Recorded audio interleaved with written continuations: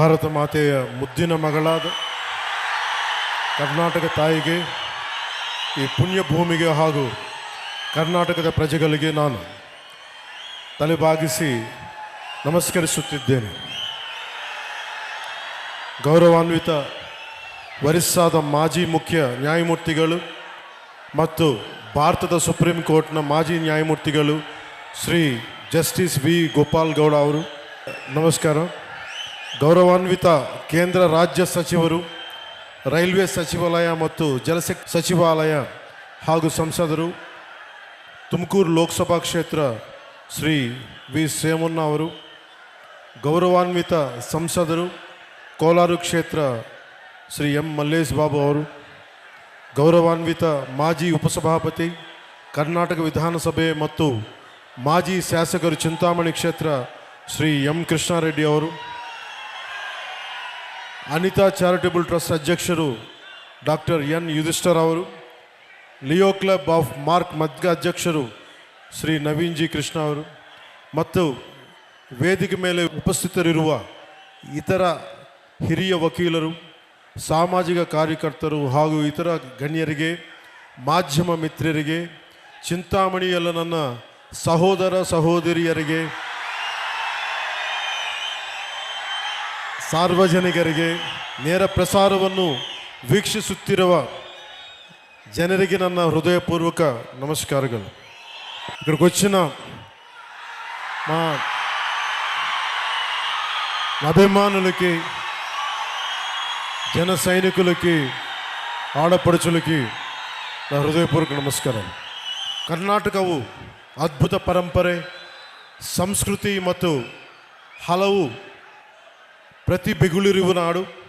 ಜಗತ್ತಿಗೆ ಅವರ ಇಂಜಿನಿಯರಿಂಗ್ ತೇಜಸ್ಸು ಮತ್ತು ದೃಷ್ಟಿಕೋನದಿಂದ ಭಾರತದ ಮೂಲ ಸೌಕರ್ಯವನ್ನು ಬದಲಿಸಿದ ಭಾರತ ರತ್ನ ಮೋಕ್ಷಗುಂಡಂ ವಿಶ್ವೇಶ್ವರಯ್ಯಂತಹ ಮತ್ತು ಅವರ ರಚನೆಗಳ ಮೂಲಕ ಮಾನವೀಯತೆ, ಸಮಾನತೆ ಮತ್ತು ಸಾಮಾಜಿಕ ನ್ಯಾಯದಂತಹ ಮೌಲ್ಯಗಳನ್ನು ತಲೆಮಾರುಗಳಿಗೆ ಪ್ರೇರಣೆ ಕೊಟ್ಟಿರುವ ಪ್ರಸಿದ್ಧ ಕವಿಗಳಾದ ರಾಷ್ಟ್ರಕವಿ ಕುಪ್ಪಳಿ ವೆಂಕಟಪ್ಪ ಪುಟ್ಟಪ್ಪ ಕುವೆಂಪು ಅವರಂತಹ ಮಹನೀಯರನ್ನು ಕೊಟ್ಟಿರುವ ನಾಡು.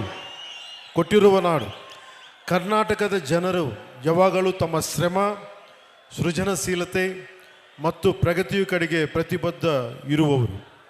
ಈ ಮಹಾನ್ ಭೂಮಿಯ ಮಗನಾದ ಜಸ್ಟಿಸ್ ಗೋಪಾಲ್ ಗೌಡ ಗೌಡರನ್ನು ಸಂಭ್ರಮಿಸುವುದು ಒಂದು ಗೌರವವಾದ ವಿಷಯ. ಅವರ ಜೀವನ ಮತ್ತು ಕಾರ್ಯ ಕರ್ನಾಟಕವು ನೂರಾರು ವರ್ಷಗಳಿಂದ ಪಾಲಿಸಿರುವ ನಿಷ್ಠೆ ಮತ್ತು ಸೇವೆಯ ಮೌಲ್ಯಗಳನ್ನು ಪ್ರತಿಬಿಂಬಿಸುತ್ತವೆ. ಗೌರವಾನ್ವಿತ ಜಸ್ಟಿಸ್ ವಿ ಗೋಪಾಲ್ ಗೌಡ ಅವರು 75ನೇ ಜನ್ಮದಿನ ಆಚರಣೆಯ ಈ ವಿಶೇಷ ಸಮಾರಂಭದ ಭಾಗವಾಗಿರುವುದು ನನಗೆ ಅಪಾರ ಸಂತೋಷ ಮತ್ತು ಗೌರವವಾದ ಭಾವನೆಯನ್ನು ನೀಡುತ್ತದೆ. ಅವರು ಭಾರತೀಯ ನ್ಯಾಯ ವ್ಯವಸ್ಥೆಯಲ್ಲಿ ಬಹು ಗೌರವನೀಯ ವ್ಯಕ್ತಿತ್ವಗಳಲ್ಲಿ ಒಬ್ಬರು. ಸತ್ಯ, ದಯ ಮತ್ತು ನ್ಯಾಯಕ್ಕೆ ಇರುವ ದೃಢ ನಿಷ್ಠೆಯಿಂದ ಪರಿಚಿತ.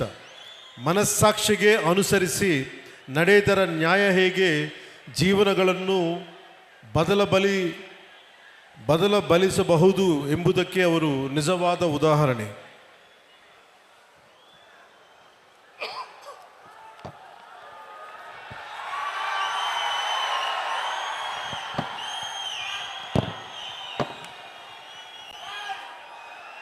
ఒక వ్యక్తి తన జీవితాన్ని ఎలా జీవించాలి, పదవిలో ఉన్నప్పుడు తన శక్తిని ఎవరి కోసం ఉపయోగించాలి, పదవి దిగాక కూడా తన గళం ఎవరి కోసం వినిపించాలన్న ప్రశ్నకు సమాధానం మన కళ్ళ ముందే నిలబడిన ఒక వ్యక్తి రూపంలో ఉంది. ఆయనే జస్టిస్ వి గోపాల్ గౌడ గారు. ఆయనకు జనసేన తరపున,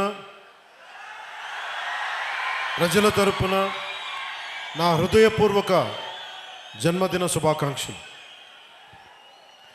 జస్టిస్ గోపాల్ గౌడ గారు కేవలం న్యాయమూర్తే కాదు, ఆయన కర్ణాటకలోని చిక్బళ్ళాపూర్ జిల్లా పీడూరు అనే గ్రామంలో పుట్టిన ఒక రైతు బిడ్డ. మణ్ వాసన అంటాం తమిళ్లో, మట్టి వాసన, కష్టం విలువ తెలిసిన నేపథ్యమే ఆయన లేబర్ ప్రో పూర్ న్యాయమూర్తిగా మార్చింది. ఆయన డిగ్రీ అయినాక 75లో న్యాయవాదిగా నమోదయ్యారు. కానీ కోర్టుల్లో వారు అడుగుపెట్టింది కేవలం ఫీజుల కోసం కాదు, సగటు ప్రజల కోసం న్యాయం జరగాలన్న తపన. బెంగళూరు మహానగర పాలిక స్టాండింగ్ కౌన్సిల్గా పనిచేసిన, లా కాలేజీల్లో ప్రొఫెసర్గా పాఠాలు చెప్పిన ఆయన దృష్టి ఎప్పుడూ కార్మికుల కర్షకుల సమస్యలపైనే ఉండేది. న్యాయ చరిత్రలో మైలురాళ్ళు జస్టిస్ గోపాల్ గౌడ గారు న్యాయపీఠంపై కూర్చున్నప్పుడు అది ధర్మాసనమైంది. ఆయన తీర్పులు చాలా ధైర్యంగా నిక్కచ్చిగా ఉంటాయి. ఉదాహరణకి ఒక చిన్న ఉదాహరణకి వైద్య నిర్లక్ష్యంపై దేశంలోనే అతిపెద్ద నష్టపరిహారం డాక్టర్ కునాల్ సాహా కేసులో ఆయన ఇచ్చిన తీర్పును మర్చిపోలేం. డాక్టర్ల నిర్లక్ష్యం వల్ల మరణించిన ఒక భార్యకు న్యాయం చేస్తూ 6,08,00,000 నష్టపరిహారం ఇప్పించిన మహానుభావులు ఒక జడ్జిగా. నష్టపరిహారం అంటే జస్ట్, ఫెయిర్ అండ్ రీజనబుల్, సమంజసంగా న్యాయంగా ఉండాలి.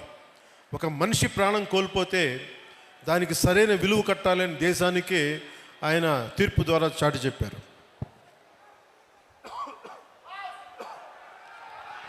కార్మికుడికి రక్షణ, ఒక హైకోర్టు తీర్పును కొట్టివేస్తూ కార్మికుడికి అక్రమ తొలగింపునకు పరిహారం బదులు ఉద్యోగం పునరుద్ధరణ, రీఇన్స్టేట్మెంట్ తప్పనిసరి అని తేల్చి చెప్పారు. కార్మికుడికి ఉద్యోగం అంటే కేవలం జీతం కాదు, అది అతని గౌరవం, అతని భద్రత నిరూపించారు. రైతు భూముల్ని ఒక రక్షకులు వారు. పాత చట్టాల పేరుతో రైతుల భూముల్ని లాక్కోవటం ఎంతవరకు ధర్మం? భూసేకరణ చట్టం 2013లోని సెక్షన్ 24 పారాగ్రాఫ్ 2ను పటిష్టంగా అమలు చేస్తూ 5 ఏళ్లుగా పరిహారం చెల్లించని రైతుల భూములను అక్విజిషన్ ల్యాప్స్ చేసి తిరిగి వారికి అప్పగించారు. రైట్ టు లైఫ్ అంటే జీవించే హక్కు అంటే జీవనోపాధి అని, రైట్ టు లైవ్లీహుడ్ అని ప్రభుత్వాలకి చాలా సున్నితంగా హెచ్చరించారు. అలాగే నాకు ప్రత్యేకించి జనసేన సిద్ధాంతాలకి ఆయన చాలా బలమైన సపోర్టర్, బలమైన మద్దతుదారు. జస్టిస్ గోపాల్ గౌడ గారు అంటే కేవలం రిటైర్డ్ సుప్రీంకోర్టు జడ్జి కాదు, ఆయన నేటికి ఏ పాలకుల్లో ఏ తప్పులు ఉన్నా కానీ రాజ్యాంగ ఉల్లంఘనలపై నిర్భయంగా గళమెత్తుతున్న ఒక నిత్య పోరాట యోధులు. ఆయన జనసేన సిద్ధాంతాలను, విలువలను ఎంతో గౌరవిస్తారు. అందుకే చాలా పరిస్థితుల్లో మేము చేసిన పోరాటాల్లో ఆయన పాలు పంచుకున్నారు. భూసేకరణ చట్టంపై కావచ్చు, నల్లమల యురేనియం తవ్వకాలు కావచ్చు, అలాంటి సమావేశాలు ఆయన ఇచ్చిన దిశానిర్దేశం మా పోరాటానికి బలం. ఇటీవల గత ప్రభుత్వాలు ఉన్నప్పుడు రాజధానుల ఆలోచనపై న్యాయపరమైన అంశాలను చాలా నిర్మోహమాటంగా నిక్కచ్చిగా చెప్పారు. ఆయన ధైర్యం, ఆయన నిబద్ధత, ఆయన విలువలతో కూడిన రాజకీయం, ఇవన్నీ జనసేన లక్ష్యాలు. యువ న్యాయవాదులకు, ప్రజానాయకత్వానికి, రాజ్యాంగాన్ని కాపాడాల్సిన అవసరాన్ని ఆయన నిరంతరం గుర్తు చేస్తారు.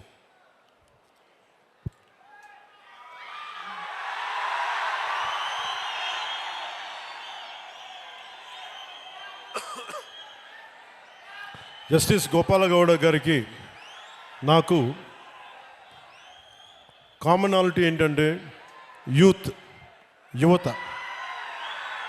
మహిళలు, రైతు, కర్షకులు, అలాగే పర్యావరణం.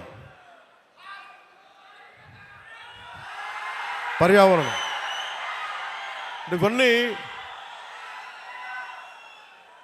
మేమిద్దరం మాట్లాడుకున్నప్పుడల్లా ఆయన రెగ్యులర్గా, నేను ఉప ముఖ్యమంత్రి అయిన తర్వాత కూడా నాకు ఫోన్ చేసి ఆయన శుభాశీస్సులు తెలిపారు, శుభాకాంక్షలు తెలియజేశారు.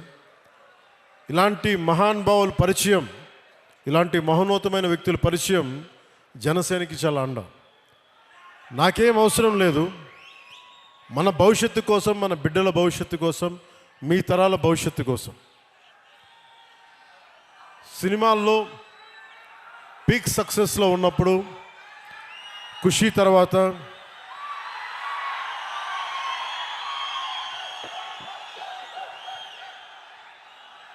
నేను ఒకటే ఆలోచించాను. సినిమాల్లో మాట్లాడటం ఒక విధానం అయితే 2-3 గంటలు ఎంటర్టైన్మెంట్ అయిపోద్ది.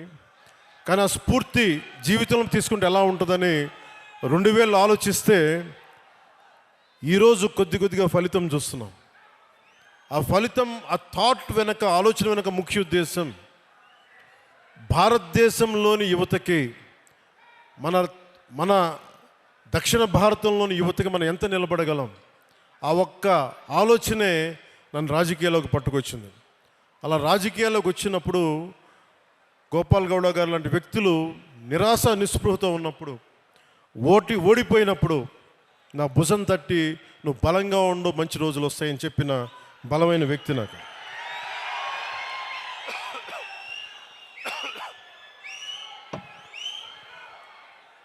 ఇది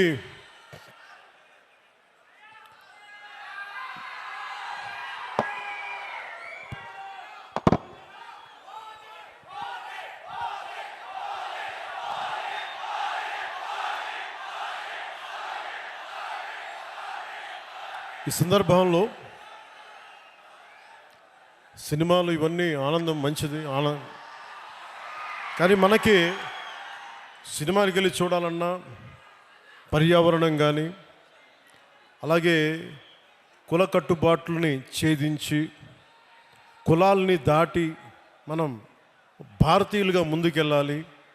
ఇలాంటివన్నీ కూడా నాకు గోపాల్ గౌడ గారి సంభాషణలు దొర్లుతూ ఉంటాయి. అలాగే ఇక్కడికి రాగానే చాలామంది పెద్దలంతా మాట్లాడారు, ఇక్కడ మనకి నీటి సమస్య ఉందని. పెన్నార్ మరియు పలార్ నదీ పరివాహక ప్రాంతం మీద 10,000 చదరపు కిలోమీటర్ల వరకు విస్తరించి ఉంది మన పూర్వపు కోలార్ ప్రాంతం. ఒకప్పుడు ఇది సిటీ ఆఫ్ లేక్స్, సరస్సుల నగరంగా పేరుగాంచిన బెంగళూరుకి దగ్గరలో ఉన్న ఈ కోలార్ ప్రాంతంలో దాదాపు 5,000 పైగా చెరువులు ఉన్నాయి. ఈ ప్రాంతం మన దక్షిణాసియా ఖండంలోనే ఎక్కువగా సరస్సులు, చెరువులు కలిగి ఉన్న ప్రాంతం.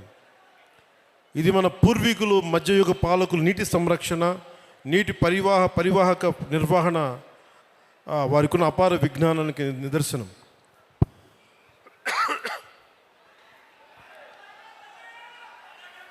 అలాగే ఇది మన జిల్లాలన్నీ కూడా ల్యాండ్ లాక్ రీజియన్స్ కాబట్టి నీటిని అందించడం మీద ఎలాంటి చర్యలు చేపట్టాలి అనేది చాలా బలంగా మాట్లాడారు అందరూ. దానికి సంబంధించిన ఇన్ఫర్మేషన్ కూడా ఇచ్చారు. అలాగే కోలార్, చిక్బళ్ళాపూర్ జిల్లాలు బెంగళూరుకు ఆహారాన్ని అందించే అక్షయ పాత్ర ఈ రోజున నీటి ఎద్దడితో ఇబ్బంది పడుతూ ఉన్నారు. దీనికి సంబంధించి సోదర భావంతో మీ సమస్యని పరిష్కరించడం కోసం ఒక ప్రయత్నం చేస్తారని మీకు తెలియజేసుకుంటా ఉన్నాను.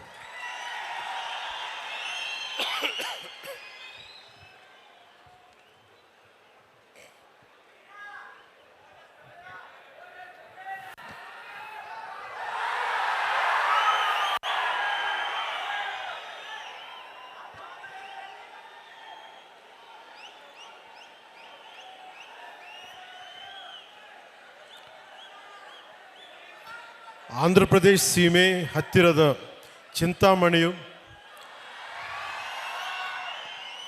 ఇక్కడికి వస్తూ ఉంటే చింతామణిలో ప్రతి ఒక్కరు కూడా మన అభిమానులందరికీ అంటే ఎంత అదృష్టం చేసుకున్నామంటే మనందరం మీ అందరి అభిమానం, మీ అందరి ప్రేమ ఒక మహోన్నతమైన న్యాయమూర్తి 75వ సంవత్సరం పుట్టినరోజుకి మనం అందరం వచ్చి మీ శుభాకాంక్షలు, మీ ఆశీస్సులు ఆయనకి నిండుగా ఉన్నందుకు చాలా చాలా ఆనందంగా ఉంది. ಆಂಧ್ರಪ್ರದೇಶ್ ಸೀಮೆ ಹತ್ತಿರದ చింతామಣಿಯ ಈ ನಗರದಲ್ಲಿ ಇಂದು ಇರುವುದು నాకు ಗೌರವವಾದ ವಿಷಯ. ಇದು ನಮ್ಮ ಸಮಾನ ಮೌಲ್ಯಗಳು ಮತ್ತು ಆಳವಾದ ಸಂಬಂಧಗಳನ್ನು ಪ್ರತಿನಿಧಿಸುತ್ತದೆ. ಆಂಧ್ರಪ್ರದೇಶ್ ಮತ್ತು ಕರ್ನಾಟಕದ ಸಂಬಂಧ ಪರಸ್ಪರ ಗೌರವ ಮತ್ತು ದಶಕಗಳ ಸ್ನೇಹ ಮತ್ತು ಸಹಕಾರದ ಮೇಲೆ ಬಲವಾಗಿ ನಿಂತಿದೆ. ಅನೇಕ ತೆಲುಗು ಕುಟುಂಬಗಳು ಕರ್ನಾಟಕದಲ್ಲಿ ನೆಲೆಸಿದ್ದಾರೆ ಹಾಗೂ ಇಲ್ಲಿನ ಸಾಮಾಜಿಕ ಮತ್ತು ಸಾಂಸ್ಕೃತಿಕ ನೆಲೆಯನ್ನು ಸಮೃದ್ಧಪಡಿಸಿದ್ದಾರೆ. ಹಾಗೆಯೇ ಆಂಧ್ರ ಪ್ರದೇಶನಲ್ಲಿ ಅನಂತಪುರ್, ಶ್ರೀ ಸತ್ಯಸಾಯಿ ಮತ್ತು ಕರ್ನೂಲ್ ಜಿಲ್ಲೆಗಳಲ್ಲಿ 57 ಕನ್ನಡ ಮಾಧ್ಯಮ ಶಾಲೆಗಳಿವೆ. ಅಲ್ಲಿ ಮಕ್ಕಳಿಗೆ ತಮ್ಮ ಮಾತೃಭಾಷೆಯಲ್ಲಿ ಕಲಿಕೆಯ ಅವಕಾಶವನ್ನು ಕೊಡುತ್ತಿದೆ.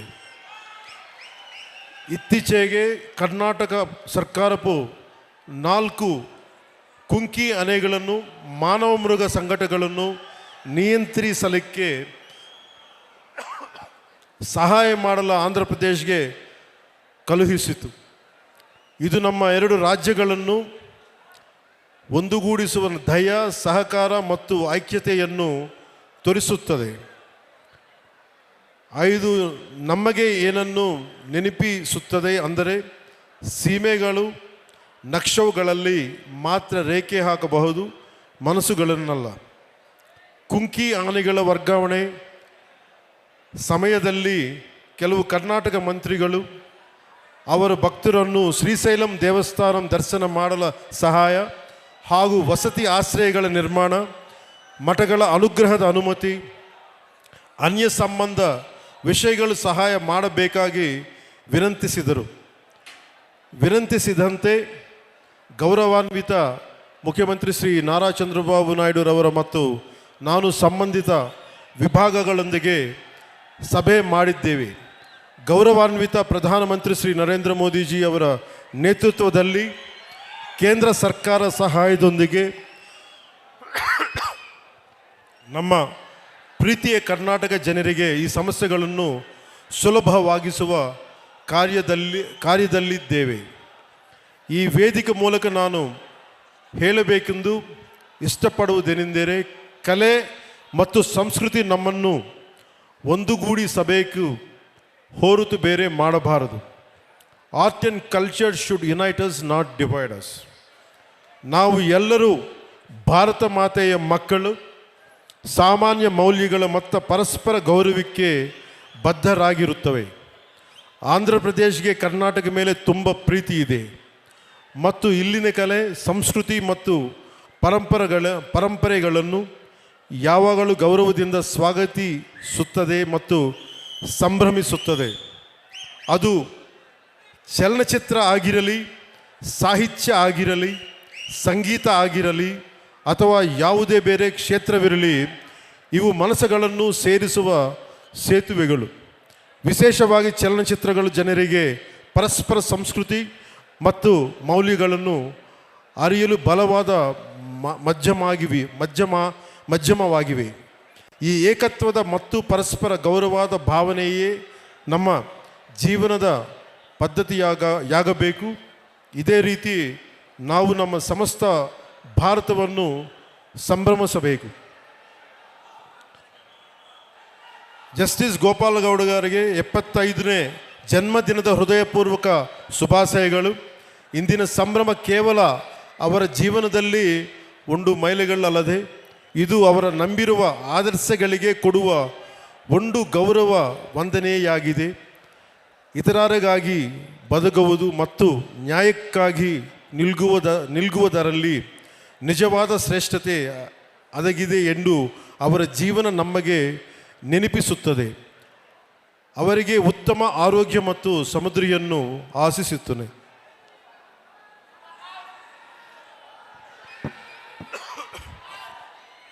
జస్టిస్ గోపాలగౌడ గారు 75వ వసంతంలోకి అడుగు పడుతున్నారు. ఆయన మనందరితోటి ఆరోగ్యంగా ఉత్సాహంగా కలకాలం ఉండాలని, రూల్ ఆఫ్ లా స్థాపనలో మనకి దారి చూపాలని కోరుకుందాం. The question of how an individual should live their life, whom they should use their power to serve while in office and whose voice they should remain after retirement is answered by the life of one man standing right before us. October 6th marks the birthday of the great personality. He is none other than Justice V. Gopal Gowdaji. ఆయనకి మనస్ఫూర్తిగా మరోమారు మనందరి తరపున శుభాకాంక్షలు, పుట్టినరోజు శుభాకాంక్షలు తెలియజేసుకుంటూ సెలవు తీసుకున్నాను. జై భారత్, జై కర్ణాటక, జై హింద్.